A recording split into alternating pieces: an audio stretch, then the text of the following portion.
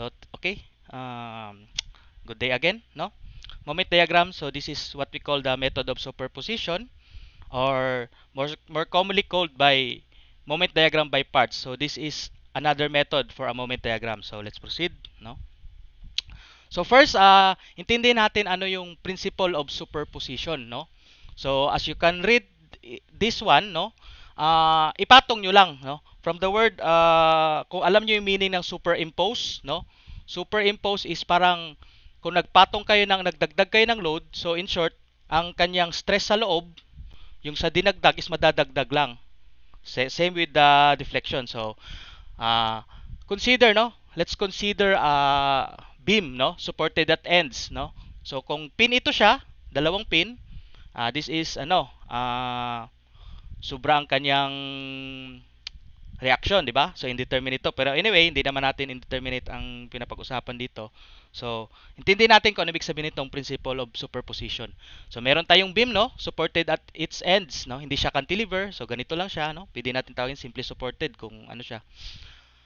Then, example, meron tayong what do you call this?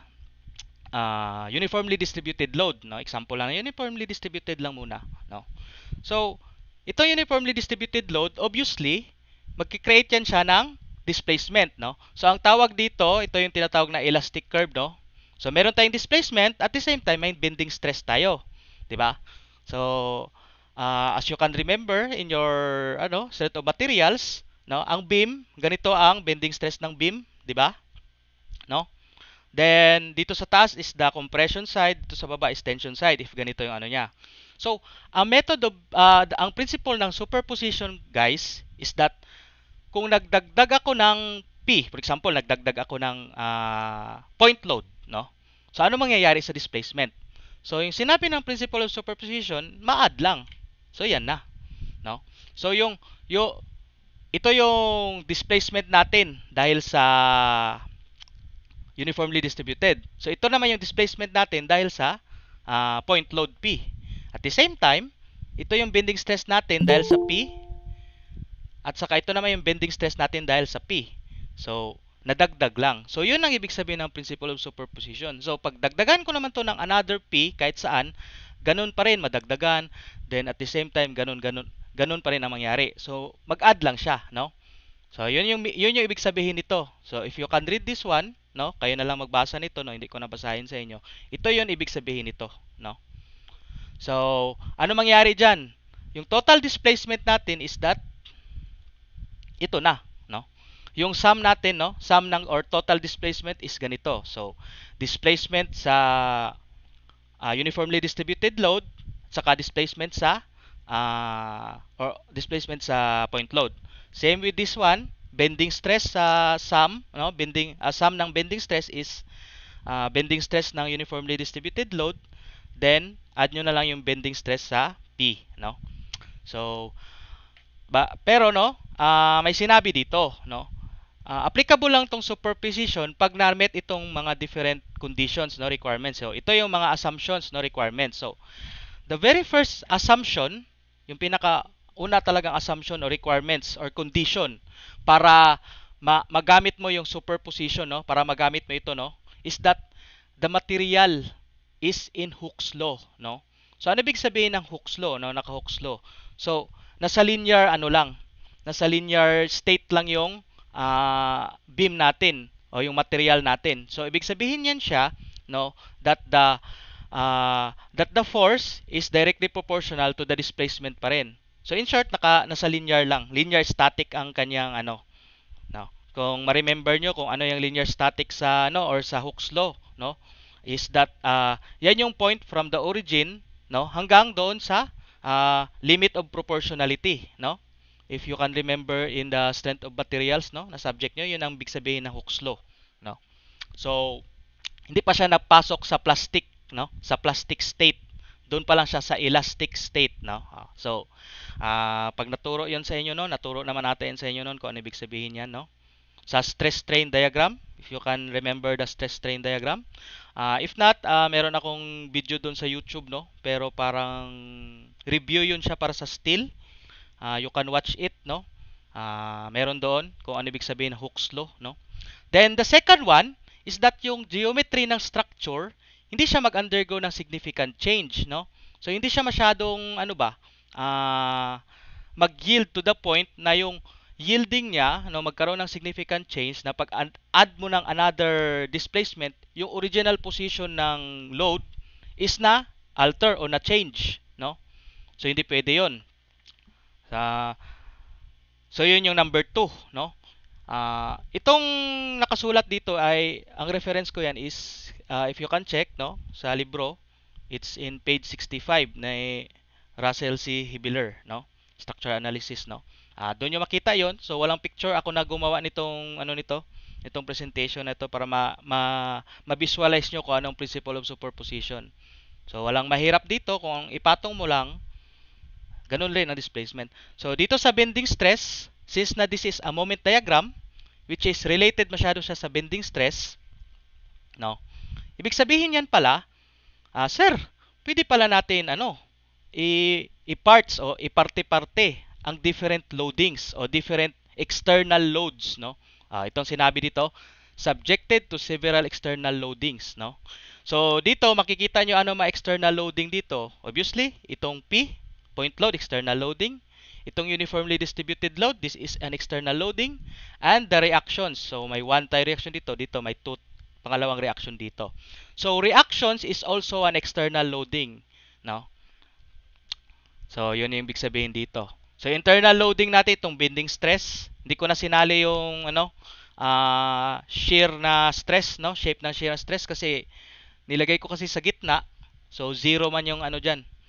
Zero man yung shear dyan, no? Dito man ang pinakamataas na shear sa gilid.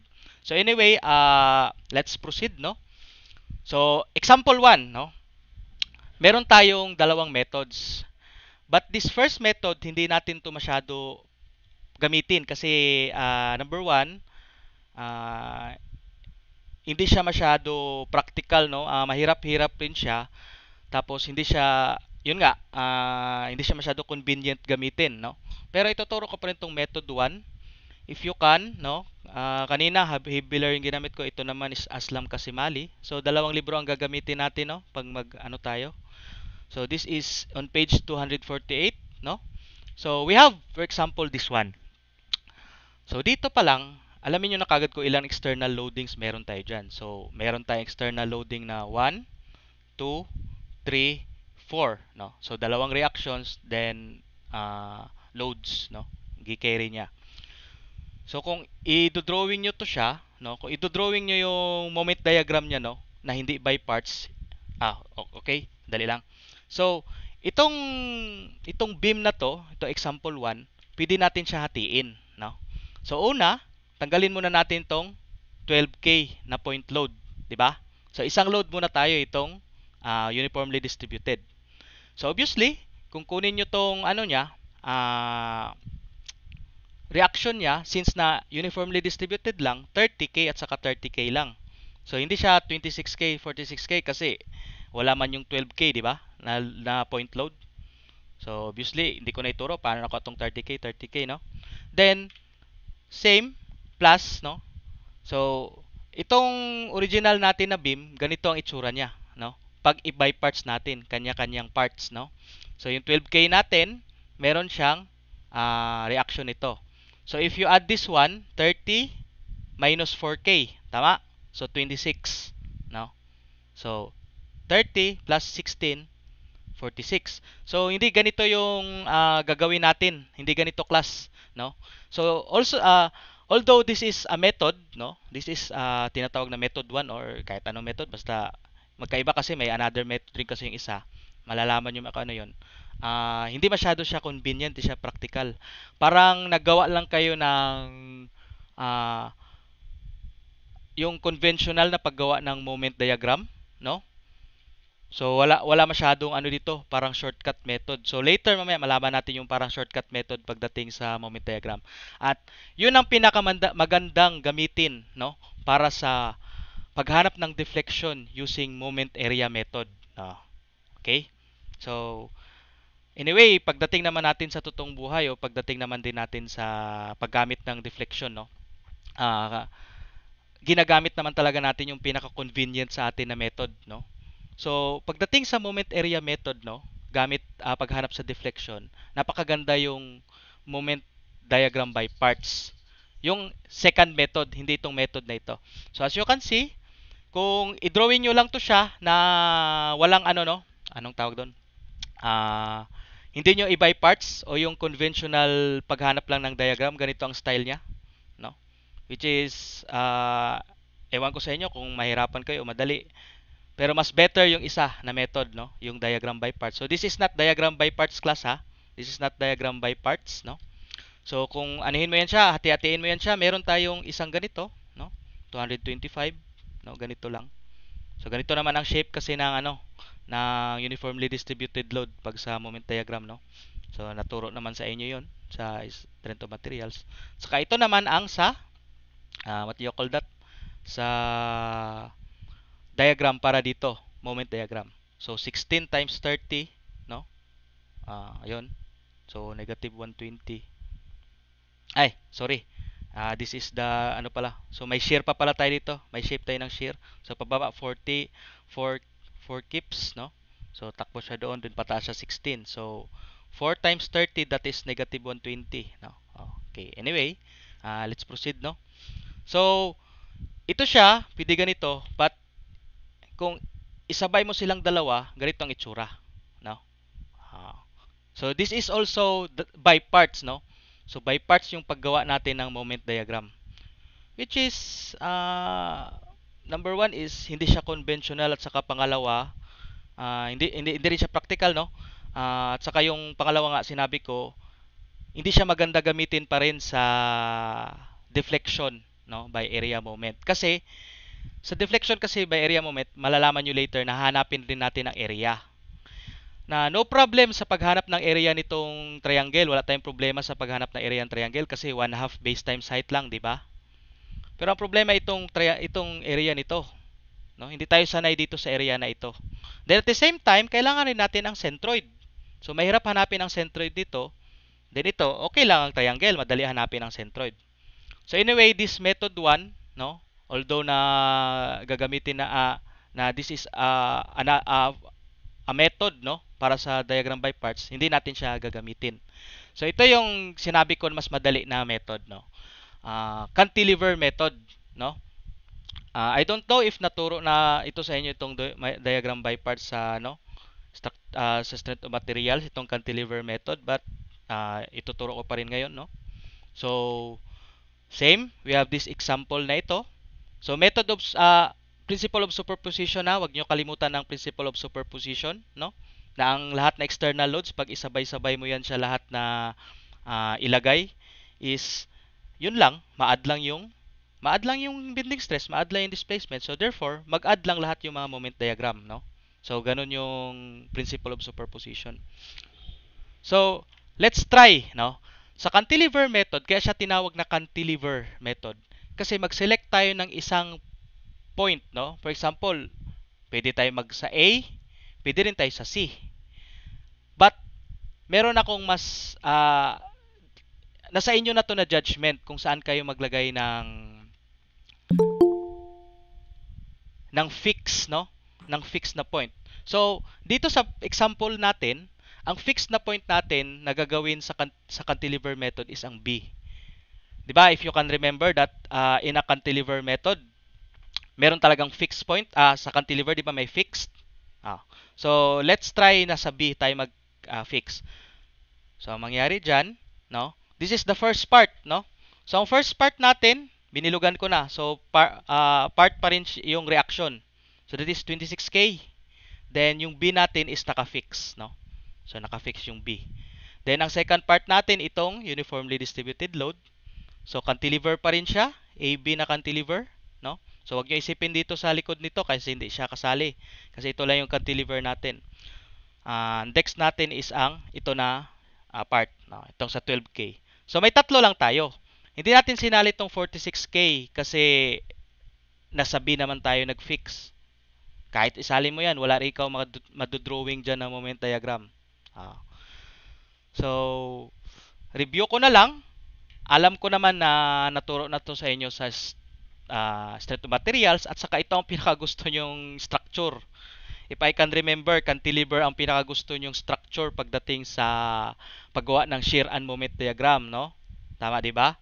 So, ang gagawin natin dito, papakita ko sa inyo yung yung different shapes, no, para sa this one ay tinuwa ko to siya kay Hibbeler, no. So before that, ginamit ko M over EI diagram, no. Kasi sasabihin ko general, example, general lang. Ibig sabihin kasi ng M over EI, no, is that yung E at saka I siguro different siya kada every point, no. But anyway, itong ibig sabihin nito ng EI, ito yung tinatawag na flexural rigidity, no. E, yan ang magdedetermine kung anong materialis ang inyong structure o anong materialis ang inyong beam. Dito sa example natin, beams, no. So yung I naman, siya magdetermine kung ano yung dimension ng inyong beam. So I is the shape and the dimension of the beam, no. E is the material, no, ng beam. So material, pwede steel, pwede concrete. Sa steel, yung E na common is 200,000 MPa. Ang sa concrete naman is 4,700 times square root ng F prime C, no, o yung compressive strength ng concrete, no. Yun yung E, no.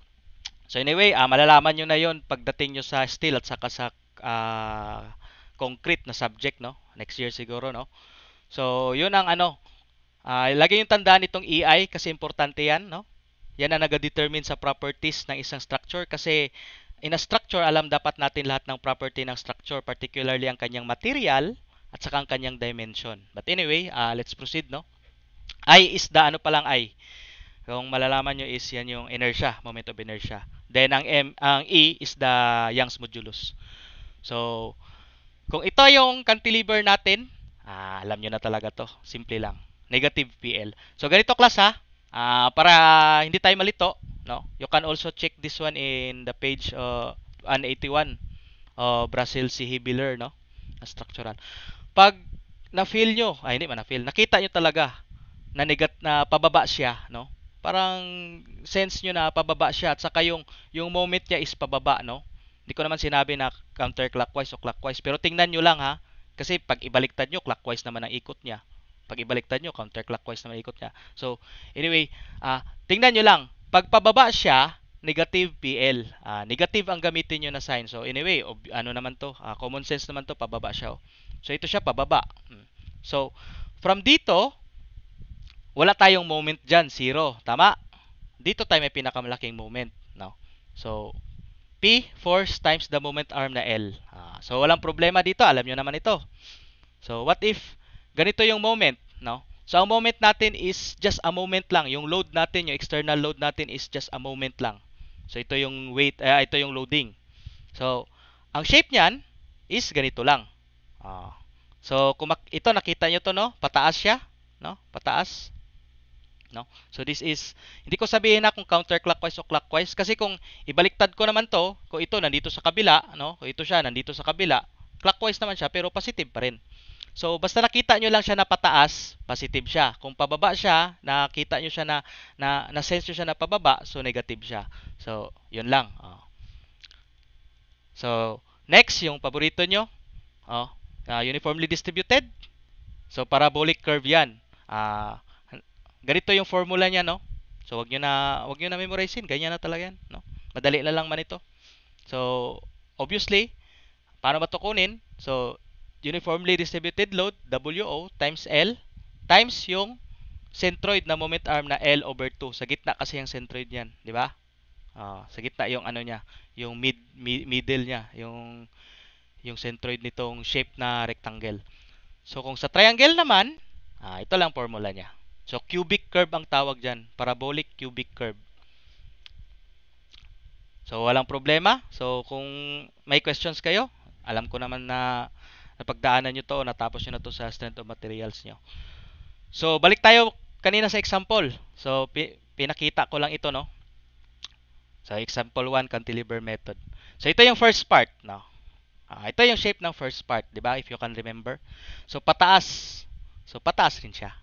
So that is 26,000 pounds or 26 kips, no? Kilopounds times 30 feet, no? 30 feet kasi ito. So meron tayong moment na 780 k-feet. Now, next na part is parabolic, which is ito yung formula niya, no? 'Di ba? W L squared over 2. Since na pababa siya, negative. So negative 900 k-feet. Now, then yung last natin kasi tatlo lang naman, 'di ba? Tatlo lang naman, 'di ba? Yung napansin nyo kaya tatlo lang yung nabilugan na color red kanina, no? Tatlong parts lang. So simple lang, ito 10 feet ito class ha. B to C 10 feet 'yan given. So negative 12k. So kung i-drawing natin, no? Compare mo kanina kung yung sa method 1, mas madali ito. So ito na siya. Perfect to siya para sa deflection, no? Mamaya may sa another method na deflection. So this is your activity lang, no? I think proceed na tayo sa next, no? Don't worry, i-upload ko tong video na to, no, sa YouTube.